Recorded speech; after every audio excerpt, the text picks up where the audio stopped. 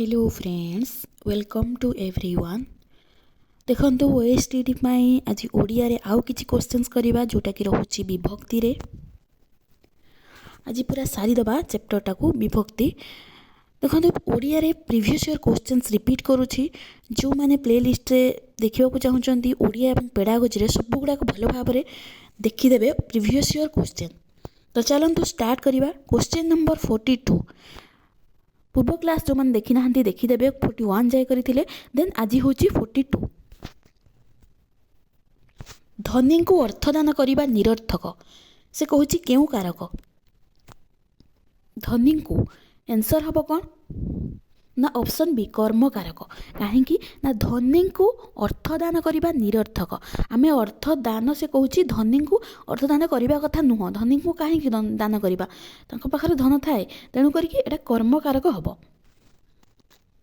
Next question number 43 कहीं ना को आसूँ द्वितीय विभक्तिर चिन्ह चतुर्थीर भी आसूँ किंतु ये संपूर्ण भाव में दान करने को मना कर तेणु option B. Next question number 43 गरीब को अर्थ दान कर कि कारक एटी हम संप्रदान कारक ऑप्शन ए।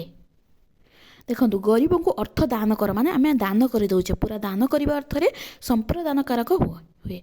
नेक्स्ट बा चतुर्थी विभक्ति जब पचार कौ विभक्ति बा चतुर्थी विभक्ति 44 बड़ लोकों को उत्तर नहीं केउ अर्थ रे की विभक्ति आंसर कौन हम ना निमित्तार्थे चतुर्थी। यहाँ इंपोर्टाट रोचे देखो एपरी भाव में क्वेश्चन आसूची निमित्त अर्थ में चतुर्थी होता है मन रखिए। बड़ लोकों को उत्तर ना ता माने कौन ना बड़ लोकों उत्तर ना निमित्त अर्थ में चतुर्थी। निमित्त माने कौन बड़ लोकों उत्तर ना तेणुक निमित्त अर्थ में चतुर्थी इंपोर्टाट रोचे मन रखिए निमित्तार्थे चतुर्थी। नेक्स्ट क्वेश्चन नंबर 45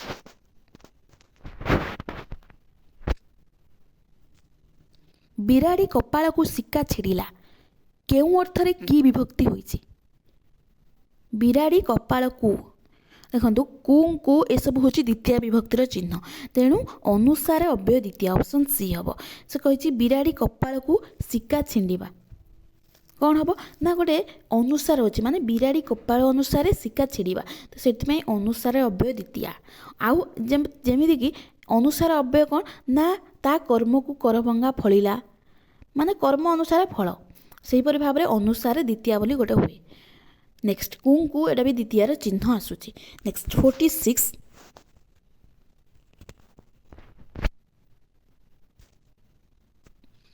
जगन्नाथंकर बढ़ई काहाकू दियंती खीरी खीरीसा काहाकू दियंती गड़ई केउ विभक्ति होइछि से पचारि कौन हम ना जगन्नाथंकर बढ़ई काहाकू दियंती देखो काहाकू दियंती अर्थ माने दान करती तेणु ये चतुर्थी आसीबो ऑप्शन सी।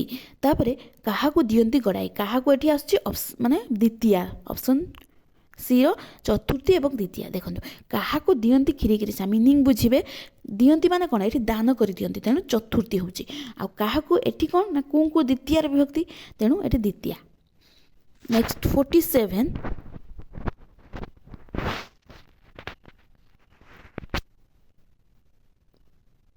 माठियार थंडा पानी सॉरी माठियार पानी थंडा से कहूँ कौन संबोध माठियार पानी आंसर कौन हम ना आधार अधिकरण संबोध ऑप्शन ए। संबोध पद आमर विभिन्न अर्थ रे माने आम व्यवहार करि देखु माठियार पानी थंडा आधार अधिकरण माने से गोटे आधार तार पानीटा गोटे आधार हूँ तार माठिया तेणु आधार अर्थ ये संबोध होता है। माठियार जदि पचार कौ विभक्ति ना षष्ठी विभक्ति षष्ठीर आहरी अन्य अर्थ अच्छी जोटा कि संबोध गुड़ाक आधार आम गोटे जानिले आहरी अच्छी अंगांगी भाव संबोध जोटा कि मोर हाथ मोर पाद ये सबू तापरे आहरी कहीदे विशेषण भाव में यूज करा जाए गुणर पिला आदर पिला ये सब होता है। आउ नेक्स्ट आगु को देखिले आम जापर अभेद बा रूपक रूप में कौन दयार सागर माने दया रूपक सागर ये सब षष्ठी होता है संबोध अर्थ रे। नेक्स्ट 48 ଦେଶେ ଦେଶେ କଳତ୍ର ମିଳିବେ କି ଅର୍ଥରେ ସପ୍ତମୀ ହେଇଛି ଦେଶେ ଦେଶେ ଏଇଟା ଆମେ ଜାଣିପାରୁଛନ୍ତି ଯେ ଏଇଟା ହେଉଛି ଦେଶେ ଦେଶେ କ'ଣ ବିପ୍ସା ଅର୍ଥରେ ସପ୍ତମୀ ଅପସନ୍ ସି। ତେଣୁ ମନେ ରଖିବେ ଯେ ବିପ୍ସା ଅର୍ଥରେ ସପ୍ତମୀ ହୋଇଥାଏ। ଆଉ ଗୋଟେ ଅଛି ଦେଶକୁ ଦେଶ ବୁଲିଲି ସେଟା ହେଉଛି ଦ୍ୱିତୀୟ ଅର୍ଥରେ କୁ ଆସୁଛି ଚିହ୍ନ ଦ୍ୱିତୀୟ ଅର୍ଥରେ ବି ବିପ୍ସା ଅର୍ଥରେ ଦ୍ୱିତୀୟ ବି ହୋଇଥାଏ ଦେଶକୁ ଦେଶ ଯଦି ଦେଶେ ଦେଶେ ଅଛି ମାନେ ଏଟା ମନେ ରଖିବେ ବିପ୍ସା ଅର୍ଥରେ ସପ୍ତମୀ କାହିଁକି ନା ସପ୍ତମୀର ଚିହ୍ନ କ'ଣ ରେ ଠାରେ ମାନଙ୍କରେ ମାନଙ୍କ ଠାରେ ଏଇସବୁ ହେଲା ଦେଶେ ଦେଶେ ମାନେ କ'ଣ ସ୍ଥାନକୁ ବୁଝାଉଛି ରେ ଦେଶରେ ତେଣୁ ବିପ୍ସା ଅର୍ଥରେ। ନେକ୍ସଟ 49 ମିଶ୍ରେ ଏଠାକୁ ଆସିବା ହୁଅନ୍ତୁ କେଉଁ ଅର୍ଥରେ ଏକମା ବିଭକ୍ତି ହୋଇଛି ପଚାରିବ ମିଶ୍ରେଟା କେଉଁ ବିଭକ୍ତି ନା ଏକମା ବିଭକ୍ତି କାହିଁକି ନା ସମ୍ବୋଧନ ଯୋଗେ। ଅପସନ୍ ବି ଆମେ ଯେମିତି କହନ୍ତି ବାଳକେ ଏଠାକୁ ଆସ ସେସବୁ ସମ୍ବୋଧନ ଅର୍ଥରେ ପ୍ରଥମା ବିଭକ୍ତି ହୋଇଥାଏ ତେଣୁ ମନେ ରଖିବେ ମିଶ୍ରେ ଏଟା ହେଉଛି ପ୍ରଥମା ବିଭକ୍ତି ସମ୍ବୋଧନ ଯୋଗେ। ନେକ୍ସଟ 50 ପାପର ଫଳ ଅବଶ୍ୟ ଭୋଗ କରିବାକୁ ପଡ଼ିବ କି ସମ୍ବନ୍ଧ ପ୍ରକାଶ କରେ ପାପର ଫଳ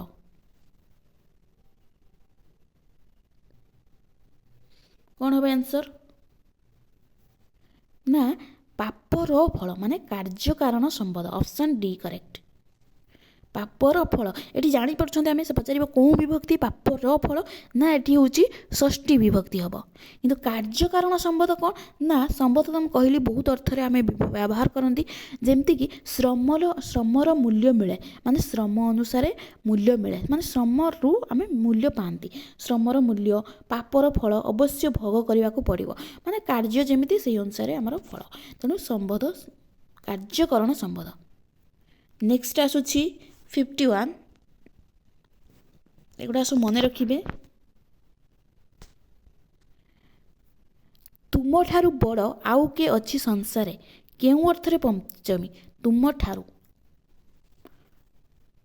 କ'ଣ হবে ଆନ୍ସର ନା ଦେଖନ୍ତୁ ଉତ୍କର୍ଷ ଅର୍ଥରେ ଅପସନ୍ ବି ଠାରୁଟା ଆମେ ଜାଣିଗଲେ ଯେ ପଞ୍ଚମୀ ବିଭକ୍ତିର ଚିହ୍ନ ଏଇଟା ଯଦି ପଚାରିବ କେଉଁ ବିଭକ୍ତି ନା ପଞ୍ଚମୀ କେଉଁ ଅର୍ଥରେ ଯଦି ପଚାରିବ ଉତ୍କର୍ଷ କାହିଁକି ନା ଆମର ଉତ୍କର୍ଷ ଅର୍ଥରେ ପଞ୍ଚମୀ ବିଭକ୍ତି ହୋଇଥାଏ ମନେ ରଖିବେ ଉତ୍କର୍ଷ ବା ଅପକର୍ଷ ଅର୍ଥରେ ତା ମାନେ ବଡ଼ ସାନ ଏସବୁ କ୍ଷେତ୍ରରେ ଯେମିତିକି ଆମେ କମ୍ପେୟାର କରନ୍ତି ଲୁହା ସୁନା ଠାରୁ ବେଶୀ ଦରକାରୀ ସୁନା ଠାରୁ ଏଠି ହେଉଛି ପଞ୍ଚମୀ ବିଭକ୍ତି ସିଂହ ହାତୀ ଠାରୁ ବଳରେ ଅଧିକ ଏଠି ସିନା ଆମେ ଚିହ୍ନ ଦେଖି ଜାଣିଦେଲେ କେଉଁ ଅର୍ଥରେ ନା ଠାରୁ ମାନେ କମ୍ପେୟାର କରାଯାଉଛି ତୁଳନା କରାଯାଉଛି ମାନେ ଏଠି ଉତ୍କର୍ଷ ବା ଅପକର୍ଷ ଏସବୁ ଆସିଲେ ପଞ୍ଚମୀ ବିଭକ୍ତି ହୋଇଥାଏ।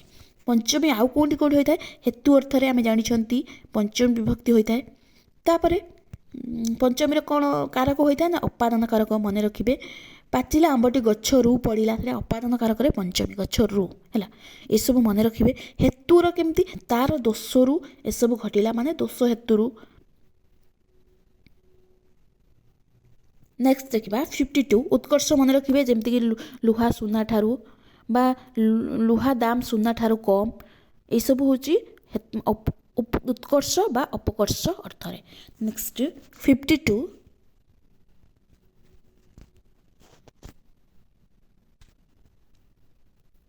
ପୁଷ୍ପ ଭିତରେ ମଲ୍ଲି ନଗରୀ ଭିତରେ ଦିଲ୍ଲୀ କି ଅର୍ଥରେ ସପ୍ତମୀ ଦେଖନ୍ତୁ ପୁଷ୍ପ ଭିତରେ ମଲ୍ଲି ନଗରୀ ଭିତରେ ଦିଲ୍ଲୀ ଏଟା କେଉଁ ଅର୍ଥରେ ହେବ ନା ଏଟା ହେଉଛି ନିର୍ଦ୍ଧାରଣ ସପ୍ତମୀ ଗୋଟେ ହୋଇଥାଏ ପୁଷ୍ପ ଭିତରେ ମଲ୍ଲି ନଗରୀ ଭିତରେ ଦିଲ୍ଲୀ ଦେଖନ୍ତୁ ଭିତରେ ଆସୁଛି ମାନେ ଆମେ ଜାଣିଚଳିଏ ସପ୍ତମୀ ବିଭକ୍ତି ହୋଇଥାଏ।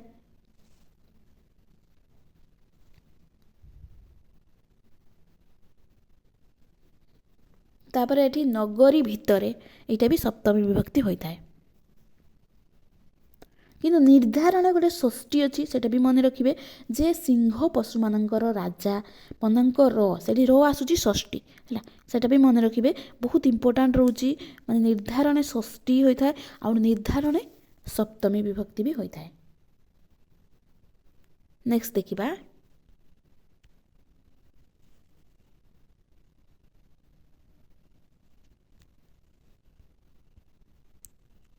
53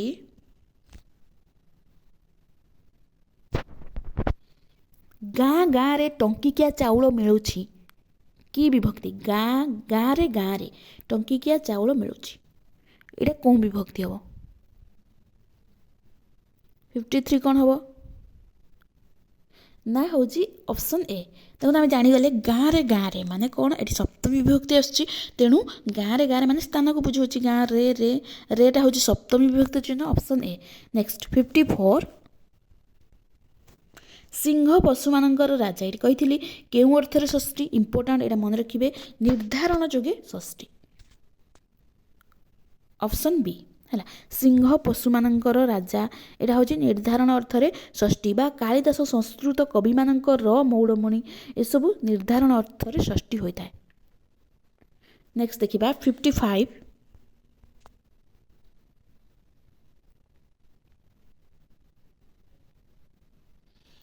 ତୁମେ ମୋ ସହିତ ଆସ, ରେଖାଙ୍କିତ ପଦଟି ସମ୍ବୋଧ ପଦ ହୋଇଛି କାହିଁକି?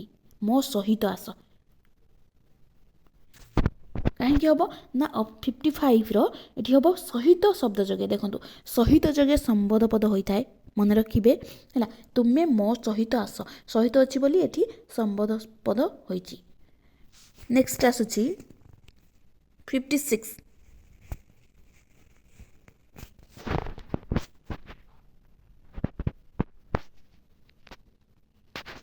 ଆଉ ଗୋଟେ ମନେ ରଖିବେ, ସମ୍ବୋଧ ପଦ ବା ଷଷ୍ଠୀ ବିଭକ୍ତି ବି ଏଇଟା ବି ପଚାରିଦେବ କେଉଁ ବିଭକ୍ତି, ତୁମେ କହିବ ଷଷ୍ଠୀ ବିଭକ୍ତି। ଦେଖନ୍ତୁ ଆଉ ଗୋଟେ ଷଷ୍ଠୀ ବିଭକ୍ତି ମନେ ରଖିବେ, ବିନା, ପରି, ପ୍ରତି ଏସବୁ ଯୋଗରେ ଷଷ୍ଠୀ ବିଭକ୍ତି ହୋଇଥାଏ। ବିଦ୍ୟାର ବିନା ଜୀବନ ବୃଥା, ବିଦ୍ୟାର ପଚାରିବ କେଉଁ ବିଭକ୍ତି, କିନ୍ତୁ ବିନା ଅଛି ମାନେ ଷଷ୍ଠୀ। ତୋ ବିନୁ ଅନ୍ୟ ଗତି ନାହିଁ, ତୁମ ପରି ଛୋଟ ପିଲାଟିଏ, ପରି ଅଛି ମାନେ ଷଷ୍ଠୀ ବିଭକ୍ତି। ଏସବୁ ମନେ ରଖିବେ, ବିନା, ପରି, ପ୍ରତି ଯେଉଁଠି ଥିବ ଷଷ୍ଠୀ ବିଭକ୍ତି ହେବ।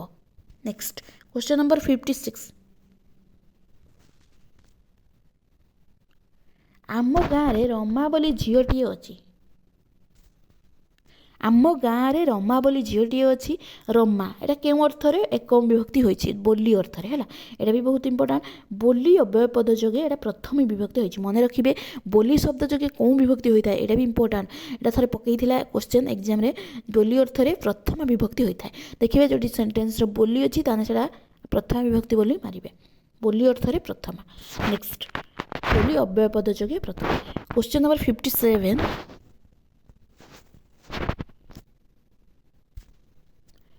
କୃଷକଟି ଗାଈକି ବିକିବାକୁ ହାଟକୁ ନେଇଛି, ସେ କହୁଛି ମୁଖ୍ୟ କର୍ମ କିଏ? ଇମ୍ପୋର୍ଟାଣ୍ଟ କ୍ୱେଶ୍ଚନ ଏଇଟା। ମୁଖ୍ୟ କର୍ମ କେଉଁଟା ହେବ ନା ସବୁବେଳେ ଏଇଟା କେମିତି ଜାଣିବେ, ସବୁବେଳେ ପଚାରିବେ ଯେ ମାନେ କ'ଣ, କାହାକୁ, ସବୁବେଳେ କ୍ୱେଶ୍ଚନ ପଚାରିବେ କାହାକୁ। କୃଷକଟି ଗାଈକି ବିକିବାକୁ ହାଟକୁ ନେଇଛି, କାହାକୁ ନେଇଛି ନା ଗାଈକି, ତେଣୁ ଅପସନ୍ ବି ହେଉଛି ମୁଖ୍ୟ କର୍ମ।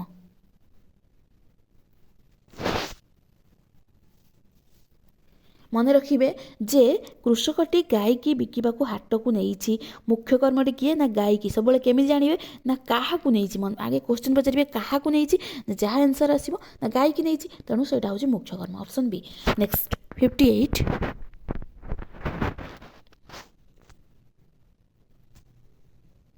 ଯଜମାନ ପୁରୋହିତଙ୍କ ଦ୍ୱାରା ଯଜ୍ଞ କରାଇଲେ, କି କର୍ତ୍ତା? ଯଜମାନ ଏଇଟା କେଉଁ କର୍ତ୍ତା ହେବ? ଦେଖନ୍ତୁ ଏଇଟା କ'ଣ ହେବ ନା ପ୍ରଯୋଜକ କର୍ତ୍ତା। କହିଥିଲି ମାନେ ପୂର୍ବ କ୍ଲାସ୍ରେ ଯେଉଁଟା ଥରେ ପଢ଼ିଥିଲେ, ଯଜମାନ ପୁରୋହିତଙ୍କ ଦ୍ୱାରା ଯଜ୍ଞ କରାଇଲେ, ଏଇଟା ପ୍ରଯୋଜକ କର୍ତ୍ତା। ଇମ୍ପୋର୍ଟାଣ୍ଟ ରହୁଛି ଯଜମାନ କିଏ ନା ପ୍ରଯୋଜକ କର୍ତ୍ତା ପଚାରିବ। ଯଦି ପଚାରିବ ପୁରୋହିତଙ୍କ ଦ୍ୱାରା, ଏଇଟା କ'ଣ ହେବ ନା ଯାହା ଦ୍ୱାରା କରାଯାଏ ତାକୁ କୁହନ୍ତି ପ୍ରଯୋଜ୍ୟ ଏଇଟା। ଆଉ ଯିଏ କଲା, ଯଜମାନ କଲା, ତେଣୁ ପ୍ରଯୋଜକ କର୍ତ୍ତା। ଇମ୍ପୋର୍ଟାଣ୍ଟ ରହୁଛି ଯାହା ଦ୍ୱାରା ହେଲେ ପ୍ରଯୋଜ୍ୟ ଲେଖିବେ, ମାନେ ପୁରୋହିତଙ୍କ ଦ୍ୱାରା ଏଇଟା ହେଉଛି ପ୍ରଯୋଜ୍ୟ, ଆଉ ଯଜମାନ ହେଲେ ଏଇଟା ପ୍ରଯୋଜକ କର୍ତ୍ତା। ତାହେଲେ ଆନ୍ସର କ'ଣ ହେବ? ସେ କହୁଛି ଏଇଟା ଯଜମାନଟା କ'ଣ ନା ପ୍ରଯୋଜକ କର୍ତ୍ତା। ନେକ୍ସଟ 59